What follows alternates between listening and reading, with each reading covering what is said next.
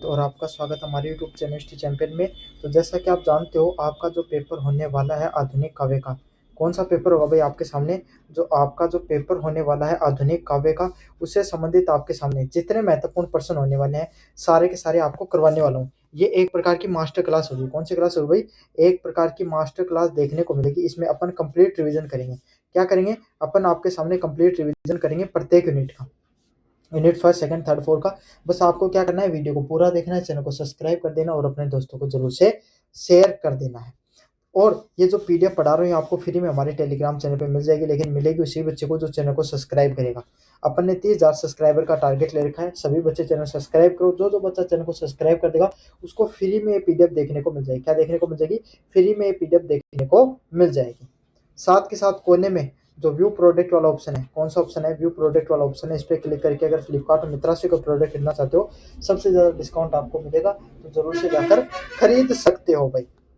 ये पीडीएफ कहाँ पर मिलेगी? इसके लिए आपको क्या करना है भाई? डिस्क्रिप्शन में दिए गए टेलीग्राम के लिंक पर क्लिक करना है। क्या करना है? डिस्क्रिप्शन में दिए गए टेलीग्राम के लिंक पर क्लिक करना है। जैसे उस पर क्लिक करोगे, इस प्रकार के टेलीग्राम चैनल पे पहुंच जाओगे। यहाँ पर पहुंचने के बाद में ऊपर की तरफ हिस्ट्री चैंपियन एमडीएसयू लिखा होगा, यहाँ पर क्लिक करना है। यहाँ पर क्लिक करने के बाद में जो फाइल वाला सेक्शन है, इस फाइल वाले सेक्शन पे क्लिक करना है। जैसे फाइल वाले सेक्शन पे क्लिक करोगे, तो कोने में सर्च वाला ऑप्शन मिलेगा। क्या मिलेगा? कोने में सर्च वाला ऑप्शन मिलेगा, और वहाँ पर हिंदी सर्च कर लेना है। जैसे सर्च करोगे, Hindi literature BA 5th semester, ये फर्स्ट वाली नहीं करनी है, ये वाली करनी है। सेकंड वाली जो एमडीएससी, जहाँ पर सिंपल एमडीएससी लिखा है, इसको आपके सामने पढ़ लेना है। साथ के साथ व्हाट्सअप चैनल, क्या व्हाट्सअप चैनल का भी लिंक डिस्क्रिप्शन में दे रहा हूँ, जरूर से ज्वाइन कर लो। कोई भी नई इन्फॉर्मेशन आती है ना, वो तो व्हाट्सअप चैनल पे शेयर कर देता हूँ। टेलीग्राम भी ज्वाइन कर लो, व्हाट्सअप चैनल दोनों की दोनों ज्वाइन करना जरूरी है, कर लो भाई आपके सामने। तो ये Hindi literature BA 5th semester के एमडीसी के नाम से पीडीएफ, तो उसको आपके सामने अब अपन इसके बारे में विस्तार से पढ़ेंगे। हर पर्सन आपके सामने एक यूनिट नंबर फर्स्ट का, अयोध्या सिंह उपाध्याय के हरि ओद के काव्य की भावनात्मक विशेषताओं को वर्णन कीजिए। क्या करना है? अयोध्या सिंह उपाध्याय के हरि ओद के काव्य की क्या भावनात्मक विशेषता रही, उसके बारे में अपन विस्तार से पढ़ने वाले। मोस्ट इंपोर्टेंट पर्सन है। कैसा पर्सन है? मोस्ट इंपोर्टेंट पर्सन है, एग्जाम में बार बार देखने को मिलता है। हरि ओद जी ने आधुनिक काल द्विवेदी युग के सर्वश्रेष्ठ कवि माने जाते हैं। हरि ओद जी जो आधुनिक काल है, द्विवेदी युग, कौन सा? आधुनिक काल का भी द्विवेदी युग के समकालीन कवि रहे, और उस समय के सबसे बेहतरीन कवियों में से एक थे। उनके द्वारा महाकाव्य लिखा गया प्रिय परिवास में उनकी भावनात्मक गहराई को स्पष्ट रूप से दिखाई देती है। मतलब उनके द्वारा जो महाकाव्य लिखा गया, क्या? प्रिय प्रवास नामक इनके द्वारा एक महाकाव्य लिखा गया, उनकी एक रचना है, सबसे शानदार रचना है। उसमें वो कितने भावनात्मक रूप से मजबूत थे, कितना उनका शानदार साहित्य था, उसके बारे में जो उसकी छवि आपको इस साहित्य में पता चलती है। किसमें? प्रिय प्रवास में। किसमें पता चलती है भाई? प्रिय प्रवास में उनके साहित्य की छटा है, उनके भावनात्मक समझ के बारे में आपको पता चलता है। अगले वाला पॉइंट ऑफ वात्सल्य और करुण रस का चित्रण देखने को मिलता है।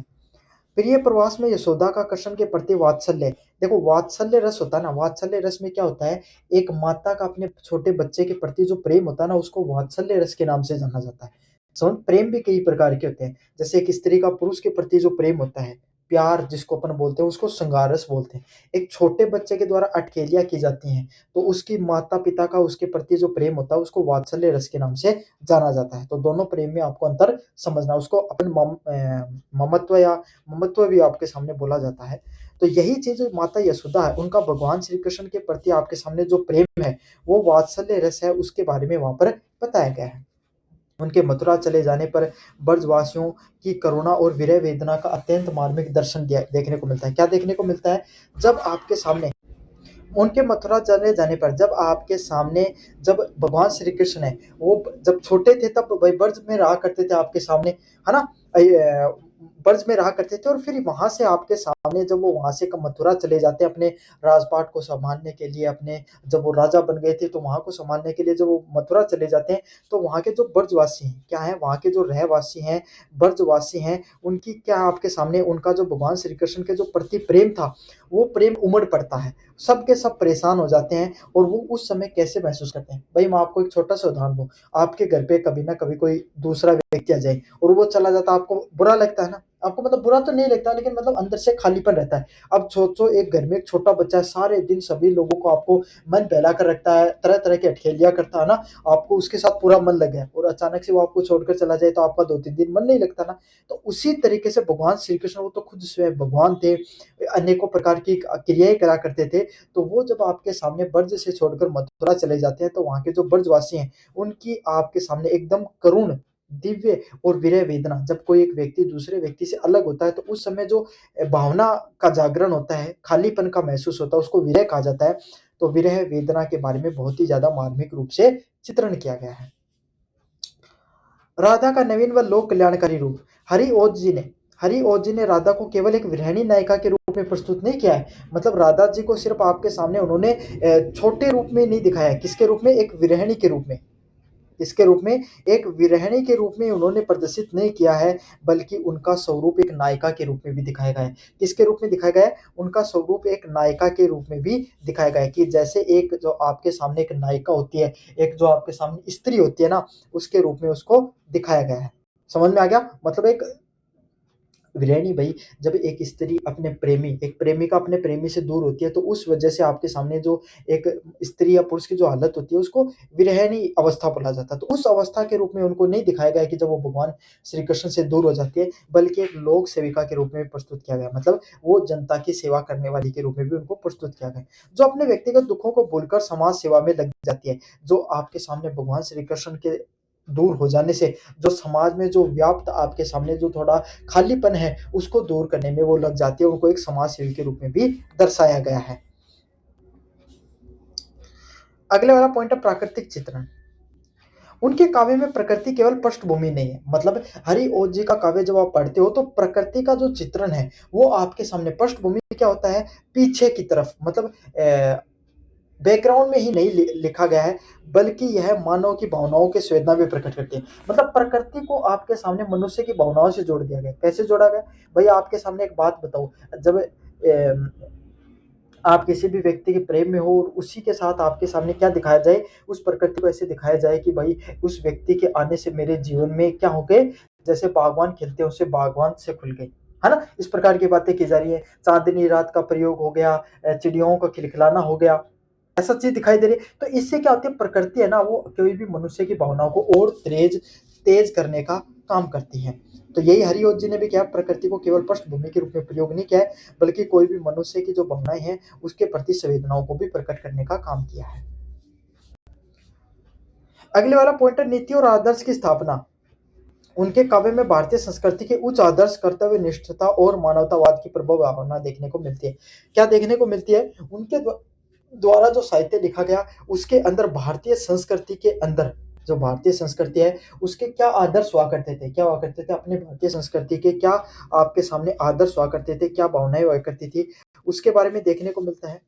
कर्तव्य निष्ठा और मानवता देखने को मिलती है। क्या देखने को मिलती है भाई? लोगों का जो आपके सामने अपने कर्तव्य को निभाने के लिए हर वक्त आपके सामने तैयार रहा करते थे। तो इस प्रकार की कर्तव्य निष्ठा और मानवतावाद, एक दूसरे के लिए हेल्प करने की जो मानवतावाद की भावना, वो भी देखने को मिलती है। समझ में आ गया? तो ये था अयोध्या सिंह उपाध्याय के द्वारा हरि ओद के काव्य की भावनात्मक विशेषताओं के बारे में अपने विस्तार से पढ़ा। कैसा लगा वीडियो जरूर से बताना आपके सामने। चलिए अगले वाले प्रश्न की तरफ अपन आगे बढ़ते हैं। यूनिट नंबर 2 के अगले वाले प्रश्न की तरफ। सूर्यकांत त्रिपाठी निराला के काव्यगत विशेषताओं का सह उदाहरण वर्णन कीजिए। क्या करना है? सूर्यकांत त्रिपाठी निराला है, उनके काव्य की जो विशेषताएं हैं उसके बारे में अपन विस्तार से वर्णन करेंगे। क्या करेंगे? सूर्यकांत त्रिपाठी निराला की काव्य की क्या प्रमुख विशेषताएं वो जानेंगे। निराला जी छायावाद के सबसे विद्रोही कवि हैं। मतलब जो सूर्यकांत त्रिपाठी निराला है ना, वो छायावाद का जो साहित्य रहा, कौन सा साहित्य रहा?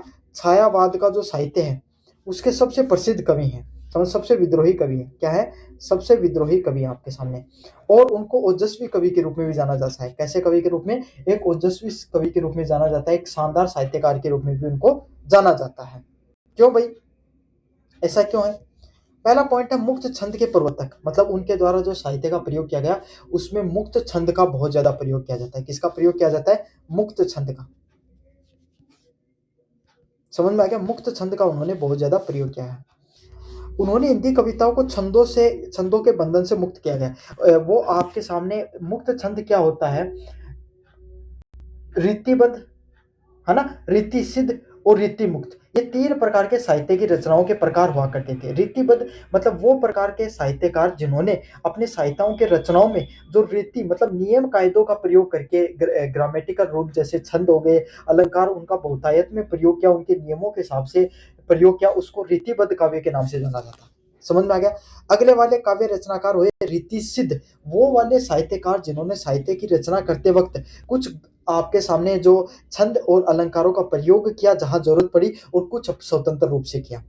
अगले वाले हुए रीति मुक्त काव्य धारा के कवि, उन्हें मुक्त छंद के काव्य धारा के कवि माना जाता है। मतलब उन्होंने आपके सामने उनके साहित्य के अंदर आपको जो छंदों का प्रयोग है वो बिल्कुल मुक्त रूप से, मतलब उनके मन में आई तो प्रयोग किया, वरना बिल्कुल भी प्रयोग नहीं किया। समझ में आ गया। उन्होंने हिंदी कविताओं को छंदों से बंधन से मुक्त कर दिया, मतलब उनकी जो कविताएं हुआ करती थी उसमें जो छंदों का जो बंधन है उससे बिल्कुल उनको मुक्त कर दिया, कि कोई जरूरी नहीं है आपको, अगर जो साहित्यकार है अगर उसको अच्छा लगे, अगर उसकी पकड़ है, अगर वो मजबूती से आपके सामने उन सब चीजों को दर्शा सकता है, तभी आपके सामने छंदों को प्रयोग करना चाहिए। बाकी कोई भी जरूरी नहीं है, बिना छंदों के प्रयोग से भी हम एक शानदार साहित्य की रचना कर सकते हैं। ये पहली बार किसके द्वारा बताया गया भाई आपके सामने। उदाहरण के लिए वह आता है दो टूक कलेजे के करता पछतावा पथ पे आता है भिक्षुक, उनके द्वारा जो भिक्षुक भिक्षुक कहानी लिखी गई उसमें उन्होंने बताया कि वह आता है दो टूक कलेजे के करता पछतावा पथ पर आता है। समझ में आ गया। तो वह आता शब्द को उन्होंने कैसे प्रयोग किया, दो टूक कलेजे पर, मतलब कोई भी मनुष्य है, दो टूक के आपके सामने कलेजा, दो टूक का कलेजा मतलब दो वक्त की रोटी खाने के लिए वो जीवन में अपने पथ पे आकर अपना जीवन यापन करने का प्रयास कर रहा है। शोषितों के प्रति सहानुभूति और विद्रोह की भावना क्या है, जो शोषित वर्ग हुआ करता था उनके प्रति कैसे शोषितों के प्रति सहानुभूति और विद्रोह है, प्रगतिवाद। निराला के काव्य में, जो निराला के द्वारा साहित्य लिखा गया उसमें पूंजीपतियों के प्रति आक्रोश व शोषितों के प्रति गहरी करुणा है। मतलब आपके सामने जो शोषित वर्ग है, शोषित वर्ग के प्रति बहुत ज्यादा सहानुभूति रखा करते थे। क्या करते थे, जो समाज में जो शोषित वर्ग हुआ करता था उनकी आवाज उठाने वाले एक साहित्यकारों के रूप में जाना जाता है। किसको, जो आपके सामने जो निराला है उनको। निराला के काव्य में पूंजीपतियों के प्रति आक्रोश था, मतलब जो पैसे वाले लोग हैं, पूंजीपति लोग हैं, उनके प्रति उनके मन में बहुत ज्यादा आक्रोश था, बहुत ज्यादा गुस्सा था उनके प्रति। और शोषित जो आपके सामने जो जीवन में जिनको उत्पीड़न हो रहा है जिनका, जैसे मजदूर वर्ग हो गया, है ना, जैसे आपके सामने कृषक वर्ग हो गया, चाहे आपके सामने और जो फुटपाथ पे रहने वाले व्यक्ति हो गए, तो इस प्रकार के समाज से जो वंचित वर्ग है, जिनको समाज से जो अपने जीवन में क्या है वंचित रह गए, उन लोगों के प्रति उनको सहानुभूति थी। क्या थी, करुणा और सहानुभूति थी उनके प्रति। समझ में आ गया। जब अबे सुनो बे गुलाब भूल मत जो पाई खुशबू रंगो आब, कुकुर मता में उन्होंने ये शब्द लिखा है कि अबे सुन बे गुलाब भूल मत जो पाई खुशबू रंगों में। मतलब उन्होंने क्या कहा है कि हे गुलाब, गुलाब को किस रूप में दिखाया है, गुलाब को पैसे वाले लोगों के रूप में दिखाया गया, अमीर लोगों के रूप में दिखाया गया। और उन्हें क्या कहता है, अबे सुन बे गुलाब, ए गुलाब मतलब हे अमीर लोग सुनो, भूलो मत जो पाई खुशबू, अरे मत भूलो जो तुमने खुशबू वो कैसे पाई है, जो आपके सामने जैसे पानी के संचित रखने से, मतलब अमीर लोगों ने अपनी पैसा धन दौलत इसीलिए कमाया होता है, जब जो संचित वर्ग है वो आपके सामने आपको आगे बढ़ाता है। तो ये कुकुर मता जो आपके सामने साहित्य है उसमें इस प्रकार की पंक्तियों का प्रयोग किया गया है। अगले वाला है दार्शनिक और ओज। राम की शक्ति पूजा और तुलसीदास जैसे कविताओं में अत्यंत गहरा दार्शनिक चिंतन और पौरुष भाव है। उनके द्वारा जो साहित्य लिखा गया उसमें राम की शक्ति पूजा, उनके द्वारा जो साहित्य लिखा गया उसके अंदर, और तुलसीदास जैसी कविताएं जो उनके द्वारा लिखी गई उसमें वो अपने विचारों को गहराई से प्रदर्शित करते हैं। क्या करते हैं, उनके द्वारा जो विचार हैं, जो साहित्य के प्रति जो उनके विचार हैं उसके बारे में उन्होंने क्या किया, विस्तार से बताया है। क्या है, उनके बारे में उनका विस्तार से गहराई से आपको समझ आती है कि किस प्रकार के आपके सामने वो साहित्य की रचना कर सकते हैं। दार्शनिक चिंतन मतलब एक दार्शनिक चिंतन के रूप में कि कैसा एक दार्शनिक व्यक्ति कैसे सोचता है उसके बारे में, और एक पौरुष भाव के बारे में। कौन से भाव में, पौरुष भाव में आपके सामने पता चलता है। क्या पता चलता है, भगवान राम की शक्ति पूजा और तुलसीदास जैसे कविता में उनके मार्मिक दर्शन के बारे में पता चलता है। अगले वाला प्रश्न है प्राकृतिक और श्रृंगार। प्रकृति और श्रृंगार क्या कहती है? जूही की कली जैसी कविताओं में अत्यंत सूक्ष्म और उन्मुक्त श्रृंगारिक चित्रण देखने को मिलता है। क्या देखने को मिलता है? जूही की कली जैसी जो कविताएं लिखी गई उसमें बहुत ही सूक्ष्म और उन्मुक्त श्रृंगारिक चित्रण देखने को मिलता है। मतलब उनके द्वारा जो साहित्य लिखा गया उस साहित्य की एक कृति है जूही की कली। उन जैसी कविताओं में बहुत ही सूक्ष्म, मतलब बहुत ही सूक्ष्म तरीके से भावनाओं का चित्रण है कि बहुत ही गहराई से, हल्के से उन्होंने क्या बहुत ही शानदार तरीके से साहित्य का रचना किया है। और उन्मुक्त श्रृंगार की कोई भी व्यक्ति है उसकी श्रृंगार की कोई भी महिला है, जो आपके सामने का पेड़ होता है, फूल होता है, उसकी कलियां कितनी खूबसूरत होती हैं उसके बारे में उन्होंने, उसके माध्यम से उन्होंने ये बताया है कि कोई भी व्यक्ति है उसकी श्रृंगारिक आपके सामने चित्रण है वो कैसा होता है। क्या होता है? श्रृंगारिक जो चित्रण है वो आपके सामने कैसा होता है। अगले वाला प्रश्न आपके सामने, सुमित्रा नंदन पंत को प्रकृति का सुकुमार कवि क्यों कहा जाता है? स्पष्ट कीजिए। क्या बताना है? सुमित्रा नंदन पंत है उनको प्रकृति का सुकुमार कवि क्यों कहा जाता है? मतलब प्रकृति के आपके सामने सुकुमार कवि के रूप में उनको क्या जाना जाता है, क्यों जाना जाता है, उसके बारे में अपन विस्तार से पढ़ेंगे। पंत जी का जन्म उत्तराखंड के अल्मोड़ा। सबसे पहले तो भाई आपके सामने इस प्रश्न को शुरू करूं इससे पहले सभी बच्चों से रिक्वेस्ट है, प्लीज चैनल को सब्सक्राइब कर देना भाई। समझ में आ गया? सभी बच्चे सब्सक्राइब कर दो, साथ के साथ कोने में जो व्यू प्रोडक्ट वाला ऑप्शन है उस पर क्लिक करके अगर अभी तक फ्लिपकार्ट और मित्रा से कोई प्रोडक्ट नहीं खरीदा है तो जरूर से खरीद लो। साथ के साथ डिस्क्रिप्शन में जो टेलीग्राम का लिंक दे रखा है उस पर क्लिक करके आपके सामने पीडीएफ फ्री में प्राप्त कर सकते हो। भाई कर लो अगर अभी तक आपने पीडीएफ को फ्री में प्राप्त नहीं किया तो। पंत जी का जो जन्म है वो उत्तराखंड के अल्मोड़ा को सोनी के सुगम्य प्राकृतिक वातावरण में हुआ है। क्या हुआ है? जो पंत जी है उनका जन्म उत्तराखंड के अल्मोड़ा नामक जगह होती है, वहां के आपके सामने सुरगम्य प्राकृतिक वातावरण। मतलब भाई आपको पता है उत्तराखंड एक ऐसी जगह है जहाँ पे ऊंचे ऊंचे पहाड़ देखने को मिलते हैं, वन देखने को मिलते हैं, जंगल देखने को मिलते हैं। तो इस प्रकार के जो वातावरण है उसके अंधकार के वातावरण में उनका जन्म देखने को मिला है। समझ में आ गया? तो अल्मोड़ा के अंदर उनका जन्म हुआ, ये इंपॉर्टेंट पॉइंट आपको लिखना है। अब एक बात बताओ, अगर आपको, हम राजस्थान में पैदा हुए, अजमेर के आसपास आप सभी विद्यार्थी अजमेर के होंगे, पहाड़ी वाले क्षेत्र में से आप हो, तो अगर आपसे कोई प्रकृति या पहाड़ के बारे में पूछे तो आप बिल्कुल लिख सकते हो। क्यों? क्योंकि भाई आपका जन्म पहाड़ी क्षेत्र के आसपास प्राकृतिक वातावरण के आसपास हुआ है तो आप लिख सकते हो। अब बेचारा कोई व्यक्ति है जैसलमेर बाड़मेर में के क्षेत्र में पैदा हुआ, अब उसको पूछे भाई आपके सामने प्रकृति के बारे में, तो वो रेगिस्तान के बारे में बता सकता है क्या? पहाड़ों के बारे में बता सकता है? बहुत मुश्किल है उसके लिए, क्योंकि उसने देखा ही नहीं उतना ज्यादा। जितना आप बता सकते हो उतना वो व्यक्ति नहीं बता सकता है, क्योंकि आपने वो जीवन जिया है। समझ में आ गया? तो उनका जन्म जन्म भाई आपके सामने उत्तराखंड के उन अल्मोड़ा कसौनी नामक जगह हुआ था जहाँ पे वो सुरगम्य प्राकृतिक वातावरण के बारे में आपके सामने देखने को मिलता है। इसीलिए उनके साहित्य में बहुत ही शानदार तरीके से प्रकृति का चित्रण भी देखने को मिलता है। प्रकृति से तदामय, उनके काव्य का आरंभ ही प्रकृति के प्रति गहरे आकर्षण से हुआ। मतलब जो सुमित्रा नंदन पंत है, कौन है जो सुमित्रा नंदन पंत है, उनके काव्य, जो उनके द्वारा जो साहित्य लिखा गया उनकी शुरुआत ही प्रकृति के प्रति गहरे आकर्षण से हुआ। भाई एक व्यक्ति जो पला बड़ा ही प्रकृति के आसपास है तो भाई उसको प्रकृति से प्रेम बिल्कुल होगा। तो यही है उनके काव्य की जो शुरुआत है, वो प्रकृति के प्रति जो गहरा प्रेम है, उनका प्रकृति के प्रति जो गहरा प्रेम है और जो आकर्षण है उसी से उसकी शुरुआत होती है। समझ में आ गया आपके सामने? तो प्रकृति के सामने जो तदामे, उनका प्रकृति के साथ उन्होंने जो जीवन जिया है, प्रकृति के साथ जो गहरा आकर्षण है, उसी के साथ उनके साहित्य की रचना भी देखने को मिलती है। उनके लिए प्राकृतिक शिक्षिका, सदाचरी व ईश्वरीय सत्ता का रूप है। क्या है? उनके द्वारा जो साहित्य लिखा गया उसमें प्रकृति क्या है? एक शिक्षिका। जैसे आपके सामने एक शिक्षिका, मतलब जैसे एक शिक्षक है वो अपने बच्चे को ज्ञान देता है, उसी तरीके उनके काव्य के आरंभ से प्रकृति के प्रति गहरा प्रेम। मतलब उनके द्वारा जो साहित्य लिखा गया, एक सॉरी शिक्षिका के बारे में बता रहा था, जैसे एक शिक्षक अपने बच्चों को स्कूल के अंदर ज्ञान देता है, उसी तरीके से प्रकृति है ना, वो भी मनुष्य को बहुत कुछ सिखाती है ना।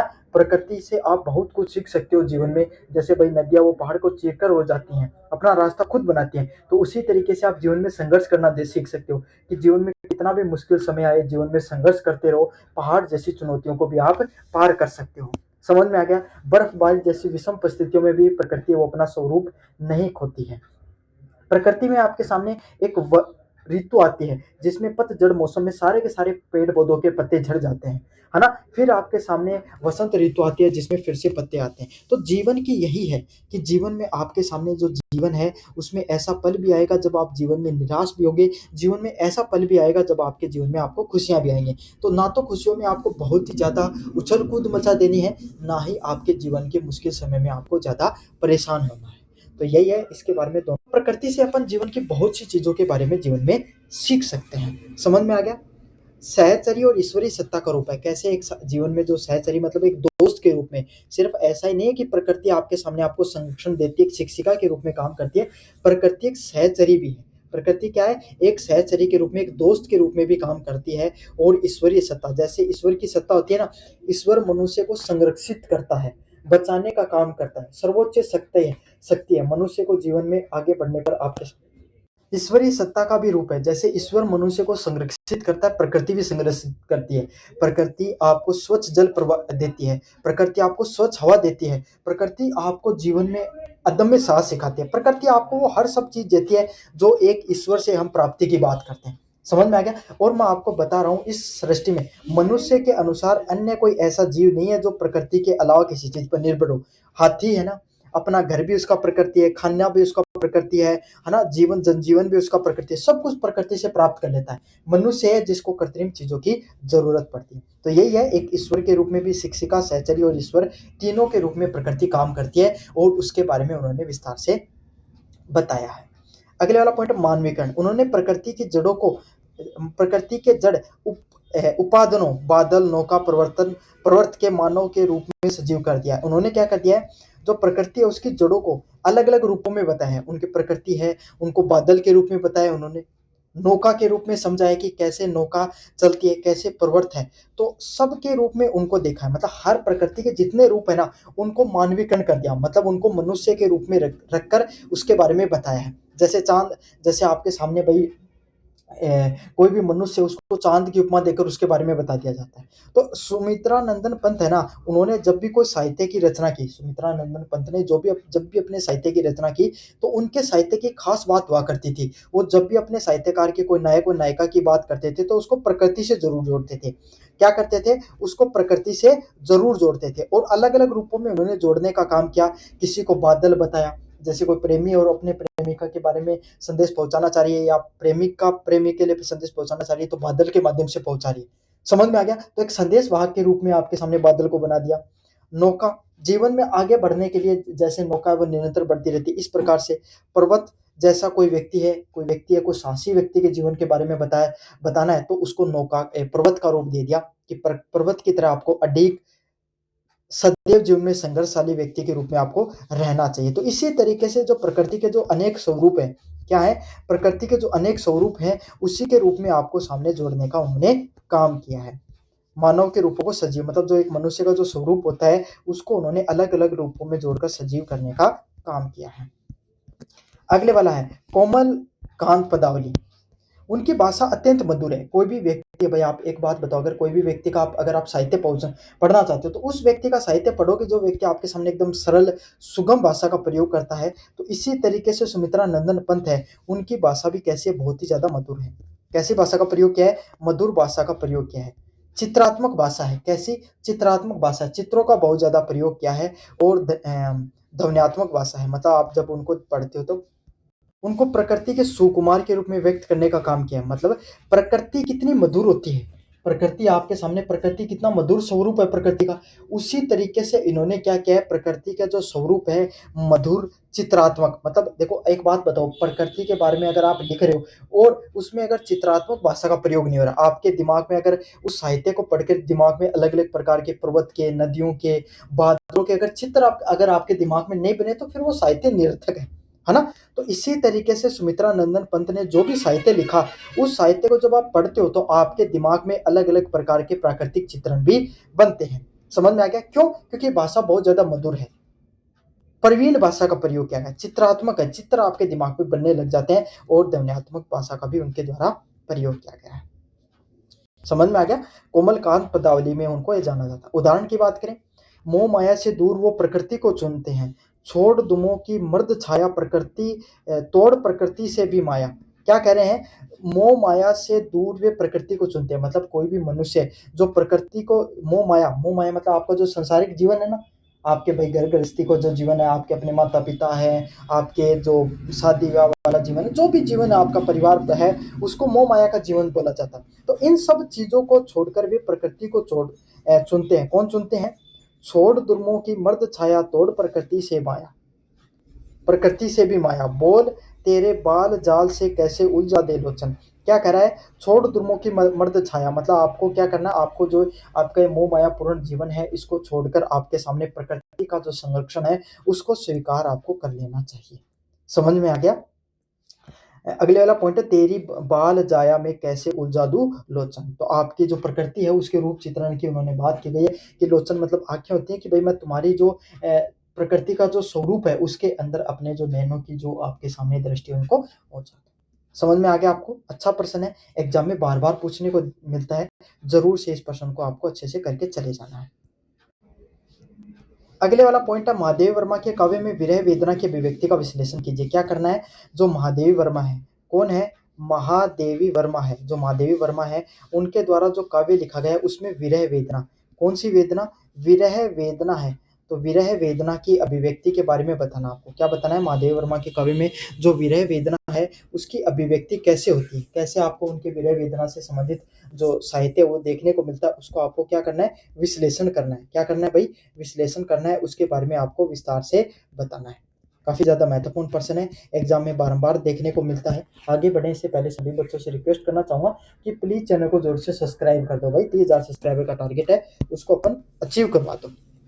प्रश्न छोटे जरूर हैं, लेकिन एक बार आपका रिवीजन करने के लिए लेकर आया हूँ आपके सारे। महादेवी वर्मा को आधुनिक मीरा भी कहा जाता है। जो महादेवी वर्मा है उनको आपके सामने आधुनिक काल की मीरा के स्वरूप के रूप में भी जाना जाता है। किसके रूप में जाना जाता है? मीराबाई के रूप में भी जाना जाता है। क्यों मीराबाई के रूप में क्यों जाना गया? क्योंकि जैसे मीराबाई आपके सामने, उनको मीराबाई के रूप में क्यों जाना जाता है? क्योंकि जिस तरीके से मीराबाई ने आपके सामने भक्ति काल के अंदर भगवान श्री कृष्ण के प्रेम की के अंदर विरह का जो जीवन जिया था। मेरे विरह क्या होती है? एक प्रेमिका जब अपने प्रेमी के प्यार के अंदर रहती है तो उसके बिछड़न का जो वक्त होता है, उसका जो कालखंड होता है, उसको विरह काल बोला जाता है। तो उसके अंदर जिस प्रकार से मीरा भगवान श्री कृष्ण से प्रेम करती थी और उस वक्त में उन्होंने क्या किया था, जो जीवन यापन किया था, उस प्रकार का विरह का जीवन महादेवी वर्मा ने भी जिया है। इसीलिए उनको क्या कहा जाता है? आधुनिक मीरा, आधुनिक काल की मीरा के नाम से भी जाना जाता है। किसके नाम से? आधुनिक काल की मीरा के नाम से भी उनको जाना जाता है। उनके काव्य का मूल स्वर वेदना और विरह है। मतलब उनके जो साहित्य है उसके अंदर वेदना और विरह देखने को मिलता है। क्या देखने को मिलता है? वेदना और विरह, दो चीजें देखने को मिलती है। वेदना मतलब दुख, विरह मतलब जब आप कोई भी व्यक्ति से अलग हो जाते हो तो उस कालखंड के अंदर आपका जीवन कैसा होता है, उसको आपके सामने विरह कहा जाता है। तो उनके जीवन में आपके सामने भाई विरह और वेदना है, दो चीजें आपके सामने उनकी देखने को मिलती है। चलिए अगले वाले पॉइंट की बात करें। पहला पॉइंट है अज्ञात प्रियतम के प्रति प्रेम। अब आप कैसे कह सकते हो कि महादेव वर्मा का जो विरह वेदना है वो कैसे पुष्ट होती है, कैसे वो आपके सामने एक उच्चतम स्तर पे पहुंचती है, उसके बारे में आप कैसे कह सकते हो? कैसे कह सकते हो? क्योंकि उनका अज्ञात प्रीतम के प्रति प्रेम था। क्या था? एक अज्ञात प्रीतम होता है, एक अज्ञात प्रिय व्यक्ति होता है, उसके प्रति उनका जो प्रेम है उसके बारे में आप देखकर कह सकते हो। उनकी उनकी वेदना किसी लौकिक संसारिक पुरुष से नहीं बल्कि अगोचर असीम अज्ञात परमात्मा से थी। तो उनका भाई कोई भी स्त्री का प्रेम कोई पुरुष से हो सकता है, अपन इसी बारे में सोचते हैं। तो उनका प्रेम इस प्रकार का नहीं था। उनका प्रेम कोई लौकिक संसारिक कोई पुरुष व्यक्ति से उनका प्रेम नहीं था, बल्कि उनका प्रेम किससे था? ईश्वर से था। किससे था? परमात्मा से था। ईश्वर है, परम आत्मा है, जो ईश्वरिक आत्मा है, उनके प्रति उनका जो प्रेम है वो देखने को मिलता था। और वो ऐसा वैसा प्रेम नहीं था, असीम सीमा का प्रेम था। बहुत ही आपके सामने उच्च लेवल, उच्च कोटि का जो प्रेम है वो उनके देखने को मिलता है। इसीलिए भाई उनको आधुनिक मीरा कहा जाता है, क्योंकि जैसे मीराबाई ने आपके सामने जो भगवान श्री कृष्ण से जो उच्च कोटि का प्रेम किया था, उसी तरीके से आपके सामने जो जो महादेवी वर्मा है, कौन है? महादेवी वर्मा है, उन्होंने भी आपके सामने उच्च कोटि का प्रेम किया था। किसके साथ? भाई आपके सामने जो परमात्मा है, परम आत्मा है, ईश्वरिक आत्मा है, उससे उन्होंने प्रेम किया था। पीड़ा में आनंद की अनुभूति होना। महादेवी वर्मा के लिए विरह कोई अभिशाप नहीं है। महादेवी वर्मा के जीवन में जो ये मुश्किल कालखंड है, मुश्किल जो समय है, जो विरह मतलब आप कोई भी व्यक्ति से अलग रहते हो, अकेले रहते हो, जीवन का जो मुश्किल वक़्त होता है, वो उनके लिए कोई अभिशाप नहीं है। अभिशाप क्या होता है भाई? अभिशाप क्या होता है? एक श्राप होना। क्या होना? श्राप होना। श्राप होना मतलब ऐसा जीवन कालखंड जो आप जीवन जी नहीं पा रहे हो। समझ में? इस स्वरूप में नहीं था उनका प्रेम। कोई अभिशाप नहीं था उनके लिए विरह होना, बल्कि एक वरदान के रूप में, मतलब एक वरदान। वरदान मतलब उनकी जीवन में आगे बढ़ने के रूप में वो काम किया। समझ में आ गया? तो अभिशाप के रूप में नहीं था उनका विरह, विरह बल्कि एक वरदान के रूप में काम किया। क्यों काम किया भाई वरदान के रूप में? वे मिलन से अधिक विरह को महत्व देती हैं। वो कोई भी स्त्री पुरुष या ईश्वरीय परम आत्मा से, है ना? वो उनका तो कोई स्त्री पुरुष का प्रेम था नहीं, तो उनका प्रेम किससे था भाई? परम आत्मा से था। तो ईश्वर की जो परम आत्मा है, उससे आपके सामने मिलन से ज़्यादा महत्व किसका है? विरह का है। किसका महत्व है? विरह का, मतलब दूर रहने से। क्यों? क्योंकि ईश्वर के प्यार में जितना तुम्हारे अंदर तड़पन होगी, उतना ही अधिक तुम ईश्वर के और ज़्यादा करीब चले जाते हो। क्या होते हो? उतने ही ज़्यादा ईश्वर के तुम और ज़्यादा करीब चले जाते हो। तो यही बात है भाई, जो प्रेम है, जो ईश्वर के प्रति मीराबाई का जो महादेव वर्मा का जो प्रेम है, उसमें जो विरह है, जो उनका जो ईश्वर से दूर होना, बिछुड़ना, उनको विरह को आपके सामने एक अभिशाप, श्राप के रूप में नहीं मानकर किसके रूप में मानती थी? एक वरदान के रूप में माना करती थी। किसके रूप में? वरदान के रूप में माना करती थी। वे मिलन से अधिक आपके सामने जो विरह को महत्व देती थी, क्योंकि विरह आत्मा को शुद्ध करता है। क्यों? आपके अंदर जब आप कोई भी किसी व्यक्ति की से मिलने से, बिछड़ने से, आप जीवन में जो आपका जो कालखंड होता है, उसमें आपके अंदर का जो अहम है, अहंकार है, क्योंकि कोई भी व्यक्ति के मिलने से तो इंसान क्या होता है? उसका अहंकार और मजबूत हो जाता है, अहंकारी व्यक्ति हो जाता है। लेकिन जब आपको कोई व्यक्ति नहीं मिलता है, तो आपका अहंकार क्या आपके सामने कम होता चला जाता है। तो इससे आपकी आत्मा शुद्ध होती है। कोई भी व्यक्ति है उसका, जैसे मिलन का मत मत नाम ले मैं विरह की चिर हूँ, मतलब मिलने का नाम मत लो। महादेव वर्मा क्या कहते हैं भाई? मिलने का नाम मत लो, मैं तो विरह की चिर हूँ, मतलब मैं तो विरह की जीवन यापन करने वाली हूँ। अगले वाला पॉइंट है करुणा और विश्व बंधुत्व है। उनका अपना दुख धीरे धीरे पूरे मानवता के दुख में बदल जाता है। मतलब उनका दुख सिर्फ खुद तक सीमित नहीं, क्या है? उनका जो दुःख है वो खुद तक सीमित नहीं रहता, धीरे-धीरे वो पूरे मनुष्यता के लिए सोचते हैं। क्या करते हैं? पूरे के पूरे जो मनुष्यता जो जीवन है, उसके बारे में सोचने लग जाते हैं। तो उनका जीवन आपके सामने खुद तक सीमित नहीं रहकर पूरी मानवता के लिए, पूरे मानव जो जीवन है उसके लिए है। म मैं निर्भरी दुःख में बदली, मतलब मैं निर्भरी दुःख में बदली, इस वेदना का सबसे सशक्त उदाहरण है। पूरे संसारिक दुःख को आपके सामने, पूरे संसार की आपके सामने संसारिक मोह-माया दुःख को आपके सामने पूरी तरीके से आपके सामने क्या है? वो झेलने का काम कर रही है। तो ये आपके सामने आधुनिक काव्य के जितने जो महत्वपूर्ण प्रश्न हैं, सारे के सारे करवा दिए। एक क्लास मैंने ऑलरेडी अपलोड कर दी है, वो भी जाकर देख लेना। साथ ही साथ चैनल को ज़रूर से सब्सक्राइब कर देना, वीडियो को लाइक कर देना। धन्यवाद।